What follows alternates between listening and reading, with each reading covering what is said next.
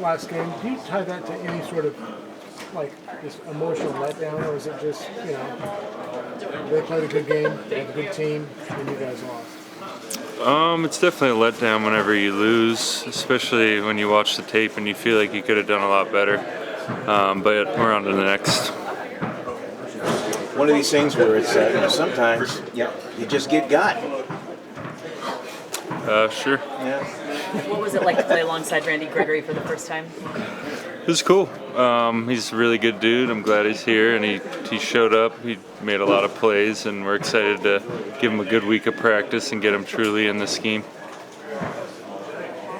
What do you think you've been contributing so far? You said Kirk Cousins? Kyle showed it in the meeting today. He plays a position to a T. He's goes through his reads. He's on time with the ball. He's accurate. He's smart. So obviously a good combination. He's not mobile, but does that give you guys potential opportunities as far as getting him down? Yeah, we got to pressure him for sure. We got to get people in his face quick, and we got to be good coverage-wise because he will get rid of it if you're not. But yeah, once we lock everything down on the back end, we should get there. What does Darrisaw bring to the table, and how much progress has he made since you've last seen him? I haven't watched too much in the pass game yet. He looks good in the run. He's one of the better turnout players that we played, and he's very athletic, big. Does the fact that they haven't been completely secure with the football make you a little happy in anticipation? Yeah, I'm sure Fred's chomping at the bit. But yeah, turnovers are everything in this league, so we got to make that happen. Nick, what's been your read on just how guys have responded coming back this week after the loss? You guys talked a lot about it after the game. Yeah, it was tough. We had to kind of eat it for an extra day, and then we were kind of dreading coming in here to do the meetings. But it's been a long time since we lost. I actually forgot what the routine was when we lose. When it comes to like team meeting and all that stuff, I was because our regular season last year we didn't have one for a long time, and it happens, so we got to bounce back. Kyle was talking about the run defense being disappointing in the way they were able to get to your edges, which teams hadn't been doing much of. Is that the thing that stuck out to you in terms of your defensive performance overall? Yeah, definitely. Teams are going to copy each other in this league, so we need to put out those plays when we can. We didn't last week, and that's what happens when you don't set an edge to a defense. Nick, they ran, I think, my uneducated eyes, it looked like the same play, pitch left to Ford 3 times, and it gained good to really good yards each time. How should you guys been defending that differently? You'll see this week, because we're going to get it. Gotcha. What qualities does Randy Gregory bring to your line? What'd you say? Randy Gregory, what qualities does he bring? Playmaking ability, length, physicality, everything we like, and just a nose for making plays and getting sacks. You said you're dreading the meetings. Were they as bad as you were expecting? Say it again. You said you were dreading the meetings after a loss. Were they as bad as you expected? When you think you played bad, they're never as bad as you think, and when you think you played great, it's the same thing. You're not as good as you thought. So wasn't quite as bad, but definitely not ideal. Dre, amazing player. We're obviously a better defense when he's out there. That being said, we obviously expect the standard to be the standard regardless of who's out there. OB and Flan are very capable of being out there and doing exactly what we need them to do. That being said, Dre is obviously a key part of what we do as well. So it looked like my uneducated eyes, they ran a pitch left to Jerome Ford 3 times, and it was effective, 3 times. How should that have been? Like, what should you guys been doing to defend that? Yeah, I think everybody's got to understand how we're fitting on a given play, the play call. Who's the one that's kind of the penetrator, getting vertical, who's lapping over the top, guys defeating their blocks and winning and making the tackle. How important is leadership in a week like this, where you guys haven't faced a lot of adversity over the last year, and picking up Brock if you need to, Jake, anybody? How big is your team chemistry leadership? Yeah, being a leader is really easy when you're winning. You ain't got to say much. It's easy to get up in front of the team when you're winning, but it's how are you who are you and how are you every single day, whether it's a loss or a win. And so everybody remaining the exact same, I think we'll bounce back the right way. How was the mood on the flight coming back? And when you guys haven't lost in a while, what was that vibe like? And what do you want to see today on the practice field? Yeah, of course the vibes weren't extra high. You know, we're all kind of watching the tape together. Everybody's gathered around on the plane, kind of watching the tape, trying to see what went wrong. And we corrected those things and decided to get back out there with full intent. Somebody didn't watch Warner House. If you were watching, you would have known. Nick was saying he's dreading a little bit coming into the meetings today after a loss. You said Dre or Drake? Nick. Oh, Nick. My bad. I didn't know who you said. Nick. Was dreading coming into the meetings. Oh, I see. Yeah, yes. After a loss. Do you have that when you come in after? Is it like that? And how were those meetings? I mean, yeah, obviously they're not going to be as fun as like a team meeting where you got to look at what happened what you did wrong, opposed to when you go in there and look at the highlights of the game. Obviously, it's going to be different, but you know, it's important though. You got to go in there. You got to look at why we lost the game and correct those things. How does it impact your practice days when you have a laundry list of important key players on offense who won't be practicing? Oh, that doesn't change what I do at all. You know, I'm obviously in charge of what we do on defense, and I know offensively they're taking care of whatever they need to take care of on that side. Cousins is a guy who was trained in his real early days by Kyle and Kyle's dad. And, can you see him sort of, as far as his decision making and the way he looks at a game and tactical defense? Can you see that in him? Yeah, absolutely. I know Kyle has a ton of respect for him, and he spent a lot of time in the team meeting just talking to the defense about how he operates and what his process is like out there. And so I feel like we'll be really prepared when Monday comes around. Fred, looking at the Vikings turnover record, does that make you a little bit like looking forward to those opportunities? You know, I think regardless of who we're playing and what the other team might have, what their turnover or what their offense or whatever it is in any aspect, I feel like as long as we do what we do as the Niners, especially on defense, then we'll be good. Things to build on, different scheme, different things I'm being asked to do. So have a good week of practice. Hopefully go out there and correct some of that stuff. You've been a while, so this ain't your first rodeo. No. The Vikings on film, what jumps out? Because they're always better than the record indicates. Right. They have, they're situationally, they play different sometimes throughout the years. I think last year they had trouble finishing some games. This year, same deal. Kirk is Kirk. You give him time, he's going to dice you up. I think they have a real good running game. Played against Darashaw, so I think highly of him. Haven't seen a lot on their defense, obviously, but they're just like any other team in the NFL. You give them enough space, they're going to make some plays. So got to be a little bit tighter in our form and our technique this week, especially against the run, and have a better outing this week. Speaking of that, when you see a team that kind of commits a lot of turnovers, like they got 9 fumbles, 11 turnovers overall, as a guy that makes plays, do you salivate at the notion of adding to that? Yeah, you're always trying to get to the ball, not always just making a tackle, but obviously trying to get the ball back, help out the offense. So that's one of the main things I've tried to do throughout the years, at least, forcing fumbles, things like that, sack fumbles. And so that'll be the same intention going out there this week. It's always trying to go after the ball, but be safe and make tackles. You're used to wearing a uniform in the 90s, like 94. What is there a story behind number 5? No, I've worn a lot of numbers throughout the years. I think I wore 5 sophomore year of college in JUCO. Broke my leg, so I didn't really get a chance to wear it. 5 in Denver was just kind of my way of switching the linebacker and switching out of the 94 that I had worn so long in Dallas. And same deal here. I think, this time there wasn't a lot of options. So I was lucky enough to, have John Lynch help me keep the numbers. So. Trent Williams had some extremely high praise for you. You said you're as good, as talented as anyone he's faced. Do you get to face him at all in practice? Can he make you better? A little bit. Over the years, the amount of time you spend one-on-one with the starters have kind of gone down. I know as a rookie and a young guy, we did a lot.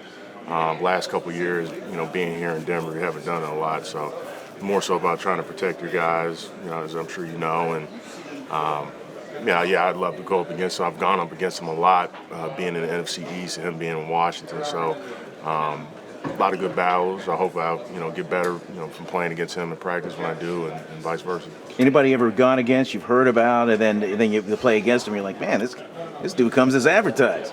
A lot of guys, and I mean, I'm sure there's been guys that felt like I wasn't the greatest, and I may have surprised them. I've had guys that I felt like I'd have my way with, and they did a very nice job. So that's the league, and that's the landscape.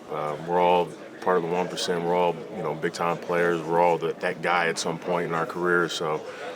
Playing against the best of the best, that's always going to happen. Last one for me, kind of a fun one. What is the most aggravating penalty in a game to you? For me, personally, well, we got a guy on the team that does it a lot. Trent Williams with his little twitch foot that he does pre-snap. He got me on that a few times. On the playoff game a couple years ago, and he's perfected it where he's not really getting it called that much. But a lot of pre-snap stuff that I feel like O-line does that they get away with. But none of that's pretty clean game. Little tricks of the trade that kind of get you to jump. The game within the game. Everyone has it. I'm sure I have stuff that I kind of do to kind of get the upper hand. But that pre-snap. They're always quick to get out before the ball. I've never been a big fan of it. I understand it. And why it doesn't get called, but I hate it. Have you heard from the league either we missed the call or fine? Haven't heard nothing, man. So my checkbook's still the same, which I'm not mad about that, obviously, but that's just a testament to obviously how they viewed the call. I haven't heard nothing, whether I'm gonna get fined or not. I haven't heard whether it was a bad call. I haven't heard any of that. So right now it's just a work week. We getting ready for Minnesota. It's unfortunate, man, and obviously, you can't harp on that too long, man. We still got 11 more games to play. You said you got to move on from it. How hard was it to move on that drive, just to finish off that drive after that happened? Oh, man, that's tough. I mean, I'll be lying to y'all if I said I did, man. I mean, that's a terrible feeling to go through, giving them extra downs and, for them to be able to come away with points. Man, it's just a terrible feeling to feel, man. You feel like you let your teammates down, man, no matter what they say, man. Personally, I felt like I let those guys down. It was a dogfight where every play counted, man, and that was just a big moment in the game. So I feel like I let those guys down, obviously, and it's tough. It's obviously tough. You want to say just move on, and that's exactly what we're doing now. But, when you go back and you watch the game and you see it, man, and how the game unfolds, and you got to see on Twitter Instagram, man, all of the celebrating things like that. That one play could have easily been a deciding factor in the game. You take pride in that, man, and I appreciate the guys for having my back for sure. But how did they do that? Like, what kind of support did they give you? Just next play, just letting them know, like, man, hey, everybody just a vote of support, man. Like, guys, leaders like Fred and them, like, man, I wouldn't change a thing. So obviously, it's not that weird, awkward energy, like, hey, man. It's just more so you genuinely feel like guys genuinely have your back. Obviously, it was a tough, unfortunate call. But, that's why this locker room is the way we are, man. And, guys have my back. And, vice versa. If it was another guy, I would be that guy having each other back, man. So, it's just a testament to the guys we got on defense. Anything to say to Jake Moody after his game, too? I mean, he was saying the same thing. Absolutely. I mean, it's tough. Like, Moody couldn't have, everything is a trickle-down effect, man. If that play don't happen, maybe Moody don't have to be forced to kick the game-winning field goal. So, obviously, I'm sure he would say he would like to have that kick back. I would like to have my play back. But at the end of the day, you get to move on, man. You got 11 games. We still sitting at, where we want to be, obviously, man. It's not the end of the season. It's not costing us much right now. But it just sucks, man, when you feel like you have a hand in going towards that loss. So, I can't say how Moody feel. I know how I feel being a competitor. So, we shake back. We get ready for this week. You're calm, cool right now. Were you hot after the game? I mean, yeah, obviously. I think that was it was definitely tough. Like I said, when everything happened, it was a bang play, but once you watch the replays and things like that, slow motion, it makes it worse because it's like, as a competitor, you look and you see like, man, what else would I would do different? I don't know. But the league is about protecting players, man. I don't think that I did nothing viciously or dirty to draw the flag. It's just football, man. Shoulder head out the way, shoulder pass, man. So, you know, I can't sit here and harp on it, man. They got that win there. They deserve the win, obviously. It shouldn't have came down to my play or Moody play, but it did, and it wound up costing us the game. So, with that being said, man, we just get a new week, get a new opportunity to go out here, man, on Monday Night Football and just do what we do best. Ronnie Lott would have been proud of that hit. He got to the Hall of Fame making hits like that. Yeah, man, many moons ago, man. Even me, I wasn't born yet, man. Ronnie Lott was doing that, but, you know, good vote of confidence. But, you know, obviously the game is different, man, and I know that. I came in a game where guys was headhunting to now, so, you know, I understand, man. I know the rules, and, you know, obviously it's unfortunate for sure, but they called it what they called it, man. Ain't nothing I can do about it now. Speaking of moving on to Minnesota, what I mean, I'm sure you faced Cousins a few times over your career. What has struck you about him, and what is modern day Kirk Cousins? Yeah, I think Kirk Cousins is one of the league's best quarterbacks, if you ask me. Unfortunate that, you know, he's probably haven't been able to host those AFC championships, NFC championships, the Super Bowl. But I mean, when you look statistically, hell of a quarterback. He's making his reads, and I mean, I think that he's a quarterback that any team would like to have. I mean, unless you have Brock Purdy, right? But you know, he's a top tier quarterback in this league, and rightfully so. He makes all the right reads, man. He got a heck of a offensive coordinator, and he got skilled guys around that make his job easy. So he's a good quarterback. Got a number of respect for Kirk. You guys have played a lot of primetime games, Thursday, Sunday night. You got Monday night. Is Monday night still like very special and like feel like it did maybe back in the day when there wasn't any primetime games? You think? Yeah, I would say so. I think that Monday night is still always a big deal, man. Kids, you know, you grow up watching Monday Night Football, Sunday Night Football. Thursday night, man, that's new. You know, that's a little new. But you know, Monday Night Football, man, you always get up for those type of games, man. It's a fun environment. It's only one game. Nothing else is going on this Monday. That's the worst day of the week for everybody, right? So why not watch some football, man? So obviously it's always a big deal, man. And we obviously get up, whether we plan on Sunday at 1 o'clock or Monday. It just happened to be we get to go in prime time again and show what we can do. Yeah, it's definitely one of those situations. I'm already focused on the next kick, whatever it might be. You know, a short one, PAT, 50-something yard field goal. Like, I'm just focused on the next kick at this point. That's all I can focus on. Doesn't matter where it is. You give it to me, I'm going to hit that thing. Yeah, that's the mentality. Right.